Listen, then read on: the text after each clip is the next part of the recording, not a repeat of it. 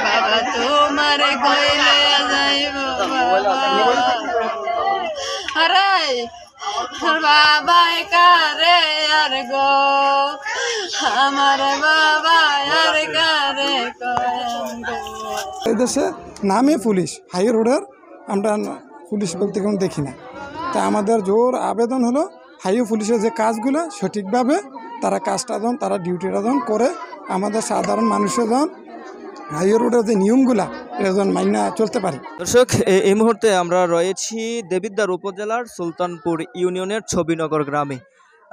আজকে আমরা এখানে একটি মর্মান্তিক ঘটনা, শোকের মাতম বইছে নিহতের পরিবারের মাঝে।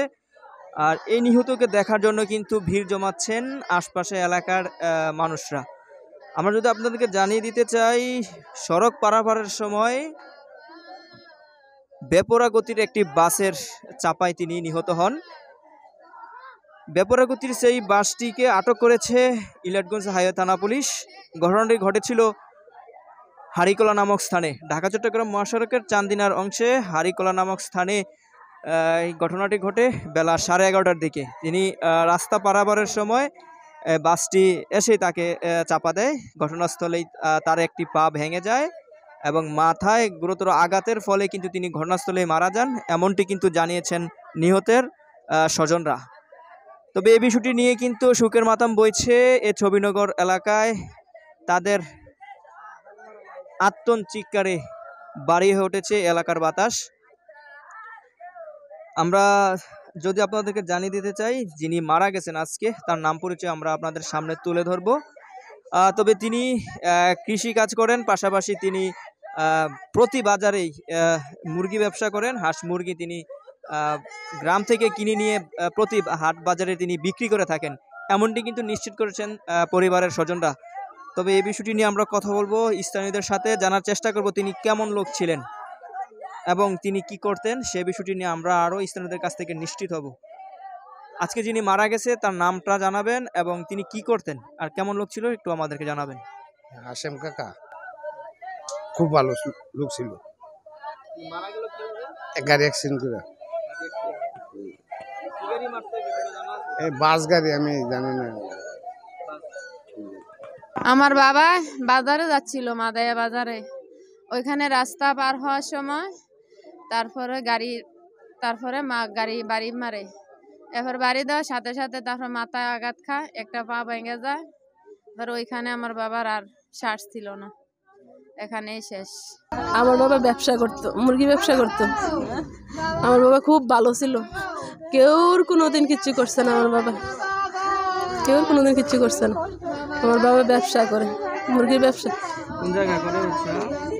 প্রতি বাজারে যায়, সব বাজারে যায়, চান্দিনা, মাদায়া, মইসাইল, নোয়াপুর, সব বাজারে আমার বাবা যায়। হ্যাঁ, মাদায়া বাজার আজকে গেল, রোড পার হইবার সময় আমার বাপের লেগে গেছে গাল্লায়। ফুট ওভার ব্রিজ নাই, মানে এখান তো ওই পাশের মানুষ এই পাশে আছে, এই পাশের মানুষ যদি ডাইনে চাইতে বামে দেখতে পারে না, বামে চাইলে ডাইনে দেখতে পারে না। এই মেন কথাই হলো এইটা, তাছাড়া কোনো কথা না। ওভারব্রিজ থাকলে উনি ওই গাড়িতে উঠতে যায় পার হইতে গিয়া, আর যদি ওভারব্রিজটা থাকতো তাহলে পার হয়ে যেত সুন্দর মতো। এই যে হাইওয়ে রোডগুলো, এটা হাইওয়ে রোড, হাইওয়ে সড়ক। হাইওয়ে রোডে লাইনে বাস আসার কথা, ওই লাইনে তো আসে, পার্শ্ববর্তী দিয়েও আপনার ছোটো যানবাহনগুলো কোনো লাইন মানতেছে না।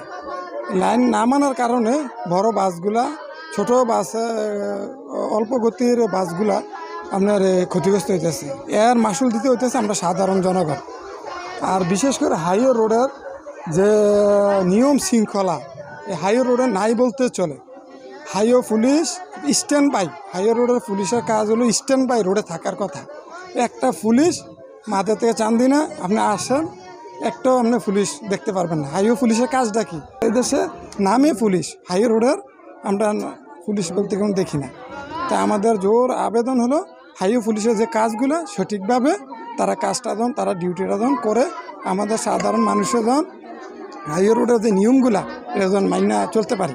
আমরা তো যাই যান শান্তি না, আমরা সাইড দিয়ে পড়ছি ভাই, গাড়ি নাই, বুঝলেন?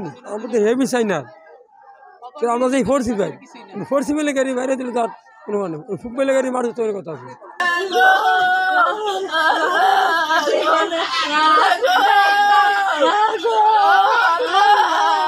Allah